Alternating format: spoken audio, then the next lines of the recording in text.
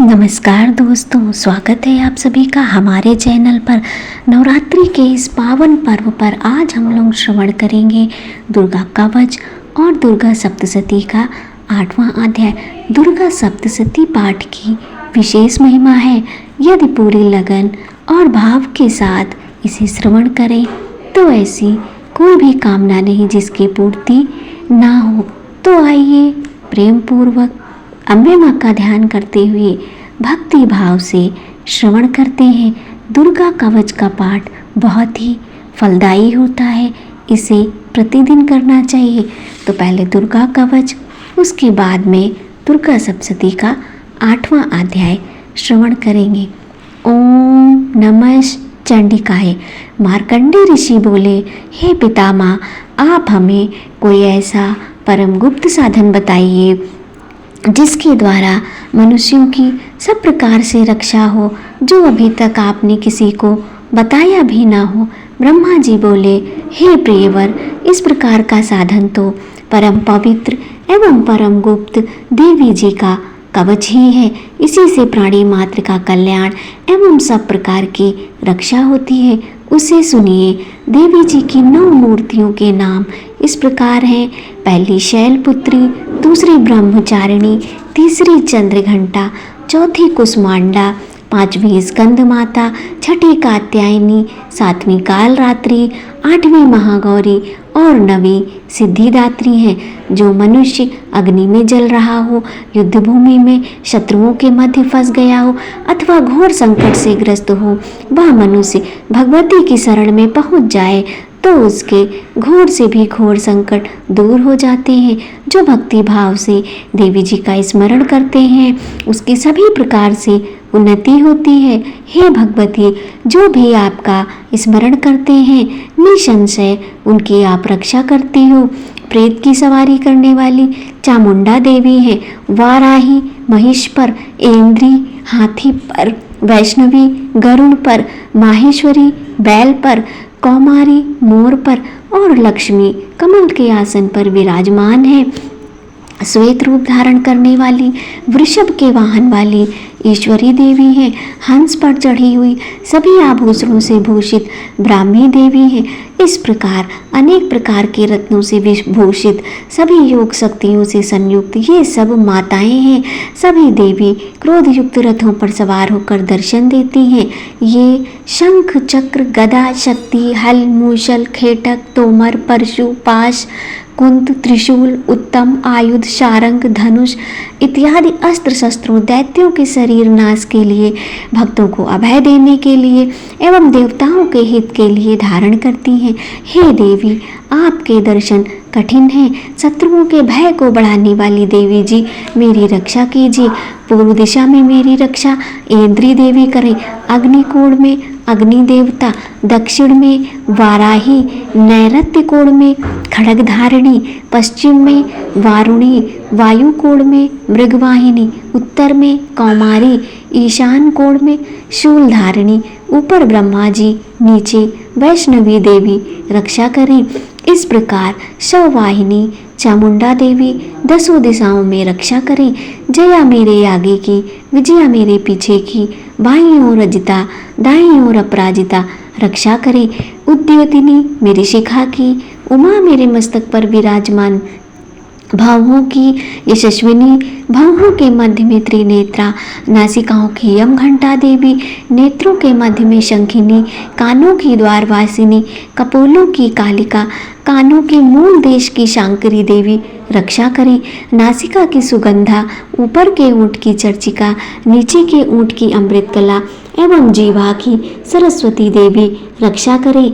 दांतों की कौमारी, कंठ की चंडिका, गले की चित्रघंटा, तालु प्रदेश की महामाया रक्षा करें। चिबुक की कामाक्षी, वाड़ी की सर्वमंगला, ग्रीवा की भद्रकाली, पृष्ठ अस्थियों की धनुर्धरी रक्षा करें। कंठ से बाहरी भाग की नीलग्रीवा, कंठ नालिका की नलकोबरी, दोनों कंधों की खंगिनी एवं मेरे भुजाओं की वज्रधारिणी रक्षा करें। दोनों हाथों की दंडिनी, अंगुलियों की अंबिका, नाखूनों की शूलेश्वरी, कुछ की कूलेश्वरी रक्षा करें। स्तनों की महादेवी, मन की शोक विनाशिनी, हृदय की ललिता देवी, उदर की शूलधारिणी रक्षा करें। नाभि की कामिनी, गुप्त इंद्रियों की गुहेश्वरी, लिंग की पूत कामिनी, गुदा की महेश्वाहिनी रक्षा करें।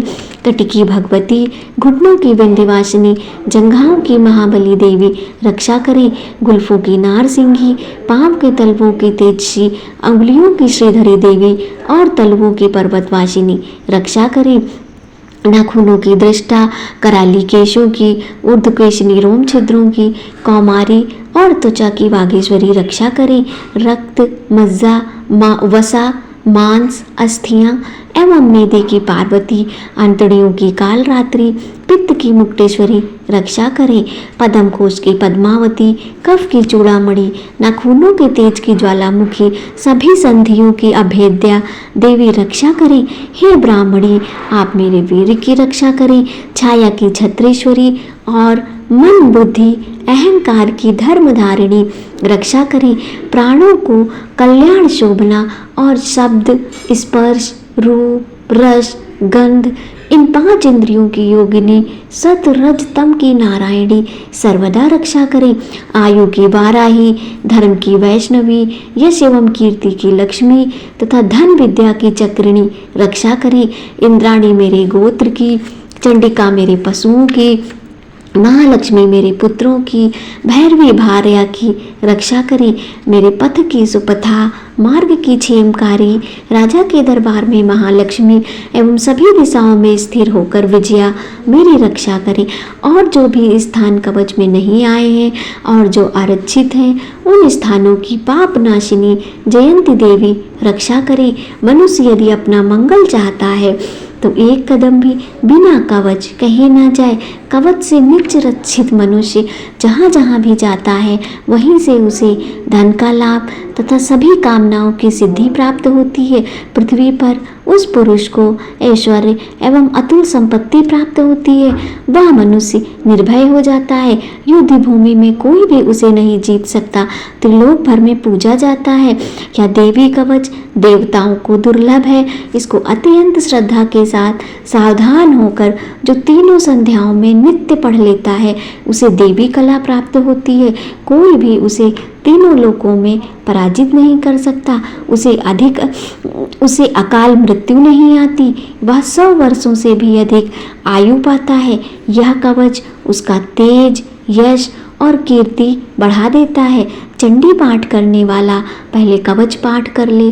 जब तक पर्वत, वन, काननों के साथ यह पृथ्वी टिकी रहती है, तब तक ऐसे पुरुष की संतति होने पर महामाया की कृपा से देव दुर्लभ परम स्थान की प्राप्ति होती है।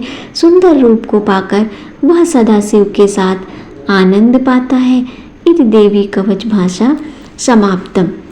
अब हम लोग दुर्गा सप्तशती के 8वें अध्याय को श्रवण करेंगे। ओम ऐं ह्रीं क्लीं चामुंडाय विच्चे। ऋषि बोले, चंड मुंड दोनों दैत्यों के मारे जाने पर एवं बहुत सी सेना के भी क्षय हो जाने पर असुर राजा महाप्रतापी शुंभ के चित्त में भारी क्रोध पैदा हो गया। उसने सभी दैत्यों की सेना को युद्ध के लिए आज्ञा दे दी। उसने कहा, आज उदा युद्ध नामक 86 सेनापति अपनी सारी सेना को लेकर चले। कंबू नामक 84 सेनापति भी अपनी सेना के साथ युद्ध के लिए निकले और मेरी आज्ञा से 50 करोड़ वीर कुल के असुर तथा 100 धौम्र कुल के सेनापति सेनाओं के साथ कूच कर दे। और फिर मेरी आज्ञा से कालिक, मौर्य, दौधद, कालिके सभी असुर तैयार होकर शीघ्र प्रस्थान करें। भयंकर शासन करने वाले असुर राज शुंभ ने इस प्रकार आज्ञा देकर स्वयं भी बहुत सी सेनाओं के साथ प्रस्थान कर दिया। जब चंडिका ने देखा अब इस ओर भयानक सेना लेकर निशुंभ आ रहा है, तब तो उन्होंने अपने धनुष की टंकार करके पृथ्वी, आकाश के मध्य भाग को गुंजा दिया। हे राजन, उस समय सिंह ने भी बड़ी भारी गर्जना की। फिर अंबिका जी ने घंटा बजाकर उस गर्जना को और भी बढ़ा दिया। उस समय को सुनकर दैत्य सेनाओं ने आकर चारों ओर से देवी, सिंह और काली को क्रोध के साथ घेर लिया। इसी अवसर के मध्य में हे राजन, दैत्यों के नाश के लिए, अब देवताओं की वृद्धि के लिए अत्यंत बल एवं पराक्रम से संपन्न होकर ब्रह्मा, विष्णु, शिव, कार्तिक, स्वामी इंद्र आदि देवों की शक्तियां उन्हीं के शरीर से निकलकर उन्हीं रूपों से चंडिका के पास आ गई। जिस देवता का जो रूप जैसे भूषण तथा वाहन है, उन्हीं वस्तुओं से संपन्न होकर वह देवता शक्ति वही रूप धारण कर दैत्यों के साथ युद्ध करने आ गई। ब्रह्मा जी की शक्ति, जिसे ब्रह्माणी कहा जाता है, वह हंसों से जुते हुए विमान पर आरूढ़ थी। अक्षय सूत्र कमंडल से शोभित थी। सबसे प्रथम उपस्थित हुई महेश्वरी की शक्ति वृषभ पर विराजमान, सुंदर त्रिशूल धारण किए, महासर्पों के कंकड़ धारण किए, मस्तक पर चंद्र रेखा सुशोभित थी। वह मातेश्वरी शक्ति आई। कार्तिक स्वामी की शक्ति हाथ में शक्ति लिए मोर पर आरूढ़ गुहा रूपिणी कौमारी अंबिका शक्ति दैत्यों से युद्ध करने आई।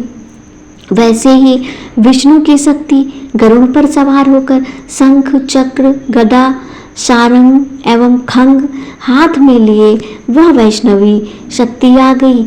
यज्ञ वाराह का विचित्र रूप धारण करने वाले विष्णु की वाराह शक्ति वैसा ही शरीर धारण करके वहां आई। नरसिंह जी के समान शरीर को धारण किए, गर्दन के बालों के फटकारने से आकाश के तारों को बिखेरती हुई नारसिंही शक्ति वहां आ पहुंची। इंद्र की शक्ति इंद्र को समान रूप वाली 1000 नेत्र धारण किए वज्र हाथ में लेकर ऐरावत गजराज पर आरूढ़ होकर वहां आ गए। तब उन शक्तियों से घिरे हुए शंकर जी ने चंडिका से कहा, मेरी प्रसन्नता के लिए शीघ्र से शीघ्र इन असुरों का संहार करो। तब देवी के शरीर से अत्यंत भयानक सैकड़ों गीदड़ियों की भांति हूं करती हुई बड़ी चंडिका शक्ति प्रकट हो गई। तब उस अपराजिता देवी ने धुएं जैसी जटा वाले शिव से कहा, भगवान आप दूत बनकर शुंभ निशुंभ के पास जाएं। वहां जाकर उन महाअभिमानी शुंभ निशुंभ दानवों को तथा युद्ध में आए हुए दूसरे दानवों को भी कहें कि हे दानवों, यदि तुम लोग जीना चाहते हो तो त्रिलोकी का राज्य इंद्र प्राप्त करे, सभी देवता यज्ञ भाग पाएं और तुम लोग पाताल में चले जाओ। यदि तुम्हें कुछ बल का अभिमान हो और युद्ध की अभिलाषा हो तो आ जाओ, तुम्हारे मांस से मेरी गीदड़ियां तृप्त हो जाएं। इन दूत रूप में स्वयं शिव को ही देवी जी ने नियुक्त किया। वह शिव शक्ति संसार में शिवदूती इस नाम से विख्यात हुई। जबकि शिव द्वारा कथित देवी जी के वचन उन महाअसुरों ने सुने तो बड़े क्रोध में आ गए और जहाँ कात्यायनी देवी स्थिर थी उस ओर बढ़ने लगे। वहां कुपित होकर उन देव शत्रुओं ने बाण, शक्ति, रिष्टि आदि आयुधों से देवी जी पर पहले वर्षा करना आरंभ कर दिया। तब टंकार करके धनुष द्वारा पहने बाण छोड़कर देवी जी ने खेल ही खेल में उनके फेंके हुए बाण, शूल, शक्ति, परशु आदि शस्त्रों को काट डाला। फिर काली भी उनके सामने होकर शत्रुओं की शूल के प्रहार से चीरती फाड़ती, खटवांग से कुचलती मारती विचरण करने लगी। इधर ब्राह्मणी शक्ति भी जिस ओर दौड़ती उसी ओर अपने कमंडल का जल छिड़क देती, जिससे शत्रुओं का पराक्रम एवं तेज नष्ट होता जा रहा था। माहेश्वरी शक्ति ने त्रिशूल द्वारा, वैष्णवी शक्ति ने चक्र द्वारा और कौमारी शक्ति ने शक्ति द्वारा उन दैत्यों का क्षय करना प्रारंभ कर दिया।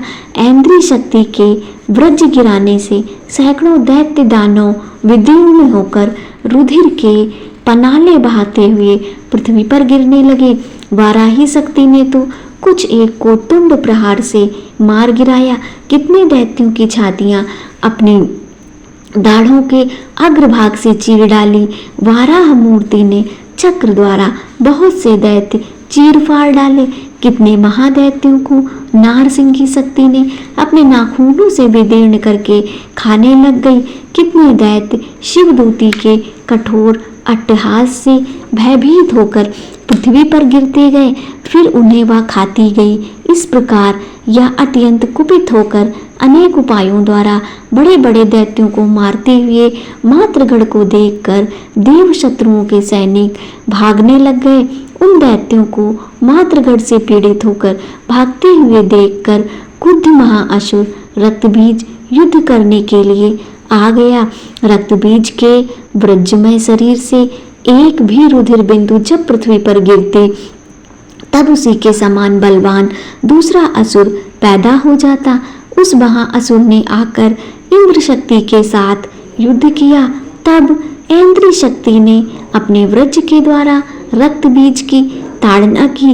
वज्र के लगते ही उसके शरीर से बहुत सारे योद्धा पैदा हो गए, जिनका रूप पराक्रम रक्त बीज के समान था। जितनी भी रक्त की बूंदें शरीर से गिरती, उनके उतने ही उसके सदृश बलवीर पराक्रमी पुरुष उत्पन्न हो गए। वे रक्त से उत्पन्न हुए पुरुष भी अत्यंत भयानक अस्त्र शस्त्र से सुसज्जित मातृगणों के साथ लड़ने लगे। फिर ऐन्द्री ने वज्र से उसका सिर छत विछत कर दिया, उससे रुधिर वह उठा। तब हजारों पुरुष उस रुधिर से पैदा हो गए। वैष्णवी शक्ति ने चक्र द्वारा उसे मारा। ऐन्द्री ने गदा द्वारा असुर राज को ताड़ना की। वैष्णवी के चक्र से छत होने पर उसके शरीर से ज्यों ही रुधिर स्त्राव हुआ, उसके हजारों उसी के समान महाअसुर पैदा हो गए, जिनसे संपूर्ण जगत भर आया। कौमारी ने शक्ति से उसे मारा, वाराही ने तलवार से, माहेश्वरी ने महाअसुर रक्तबीज को त्रिशूल से हनन किया। उस दैत्य ने भी गदा द्वारा सभी मातृगणों को पृथक पृथक मारा। उस समय रक्तबीज बड़े क्रोध में समाविष्ट था। शक्ति शूल आदि आयुधों से कई बार विक्षत होने पर उसके शरीर से रक्त प्रवाह के पृथ्वी पर गिरते ही सैकड़ों असुर उत्पन्न हो चुके थे। दैत्य के रुधिर से उत्पन्न उन असुरों से सारा जगत व्याप्त हो गया। देवताओं को डरा एवं उदास देखकर तब शीघ्र ही चंडिका ने काली से कहा, चामुंडे, अपना मुख तुम अधिक विस्तार से फैला लो। मेरे शस्त्र के पात से गिरते हुए रुधिर बिंदु और बिंदुओं से उत्पन्न महादैत्यों को अपने वेगवान मुख द्वारा खाती जाओ और युद्ध भूमि में रुधिरोत्पन्न इन महादैत्यों को भक्षण करती हुई घूमती रहो। इस प्रकार कहकर चंडिका ने रक्त बीज पर त्रिशूल से प्रहार किया। फिर काली ने रक्त बीज का रुधिर मुख से ग्रहण कर लिया। उस दैत्य ने भी चंडिका पर गदा चलाई, किंतु उस गदा पात द्वारा चंडिका को कुछ थोड़ी सी भी वेदना न हुई। रक्त बीज के छत विछत शरीर से तो बहुत सा रुधिर गिरने लगा, उसे चामुंडा मुख द्वारा पीती गई, और जो रक्तपात से दैत्य उत्पन्न हो गए थे उन्हें भी मुख में डालती गई। इसी प्रकार चामुंडा ने सभी दैत्य खा डाले और रक्त बीज का रुधिर भी पी डाला। तब देवी ने शूल, वज्र, तलवार, रिष्टि आदि आयुधों से हीन उस महाअसुर रक्त बीज को मार दिया। शस्त्र समूहों से आहत होकर वह पृथ्वी पर गिर पड़ा। हे राजन, रुधिर तो उसका चामुंडा ने पी ही लिया था। उसकी मृत्यु होने पर देवता परम प्रसन्न हुए। मातृगण उसके रुधिर पान के मद से उन्मत्त होकर नृत्य करने लगे। जय अम्बे मैया की। ओम ऐं ह्रीं क्लीं चामुंडाय। जय माता दी।